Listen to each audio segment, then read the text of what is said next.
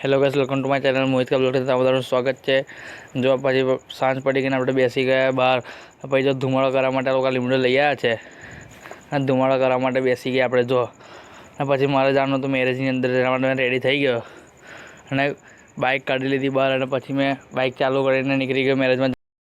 Marriage પતાવીને ice cream લેવા માટે મેં પહોંચી ગયો અને પછી ઘેર આવ્યો અને પછી ક્રિકેટ દેખવા માટે બેસી ગયો.